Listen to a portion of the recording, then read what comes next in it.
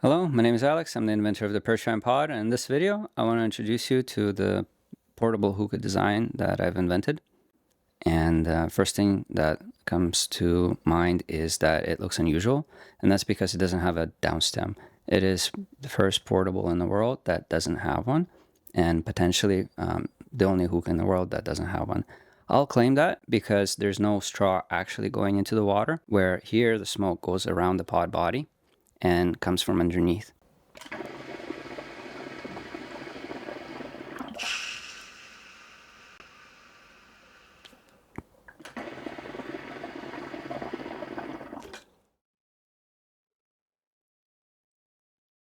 The purge is cool because it comes from underneath the pipe and it floods the table, and whatever's on the table, the smoke will interact with it. I find that entertaining. Once you wrap the downstem around the water base, you have availability and space to add things such as a molasses bridge, and you can add an air water separator where you don't get water in the hose. So molasses bridge means you have cleaner water so the water won't foam. Because this is such a small factor hookah, you want to keep things like the hose port away from the water spray as much as possible, and when the water foams, that contributes to that undesirable effect. It weighs 800 grams and it's very good for carrying it around in luggage, and in airports they don't recognize it as a smoking pipe, and that's a benefit. Next thing is it's see-through. You can see right through it. It's enjoyable to see the smoke. The see-through, it's not plastic, it's glass. The entire construction is made out of aluminum, glass, and some stainless steel hardware. There's no plastic, so you don't have to worry about ghosting when you clean it. Now I'm gonna take the pot apart here. And first thing you see is the air-water separator. So when the smoke fills the chamber, it exits through these two slots and has to come around. And if there's any spray in that airflow, it will just collect at the bottom. And that's the reason why the hose connector is higher than the ground, so that the water doesn't get into the hose connector. Next thing, I'm going to keep pulling the core out. And you see right away a lot of things going on with the core. But it's easy to pull the core out of the pod body because it has an engraving here for your thumb for holding, as well as the grip underneath acts as silicone feet. This is in feng shui system has a meaning. It means metal and water.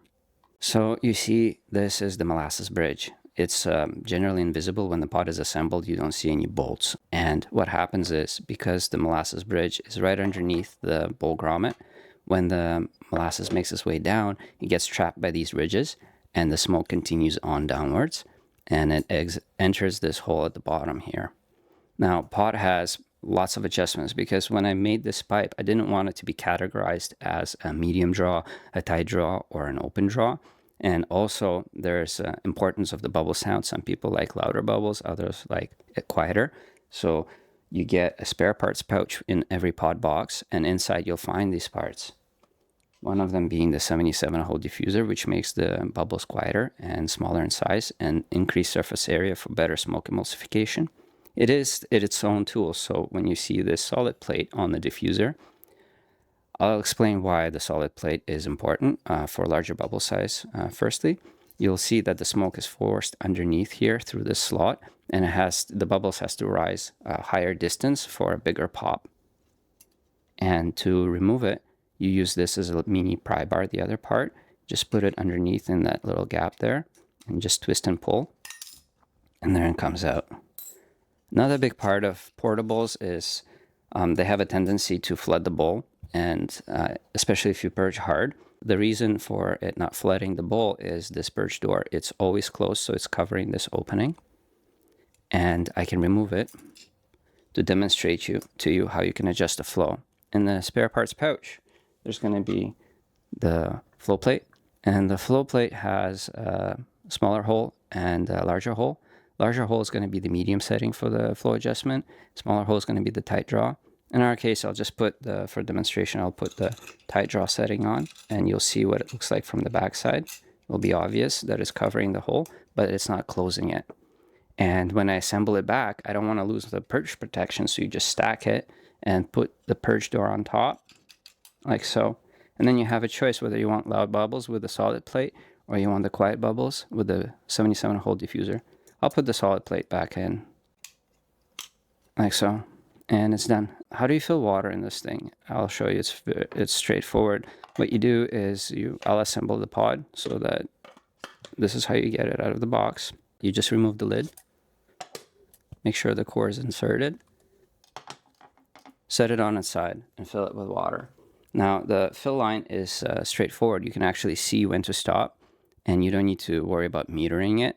So as you fill it, as soon as the water touches the diffuser, like this, that's the minimum recommended water fill level. I'm sure it can smoke with less.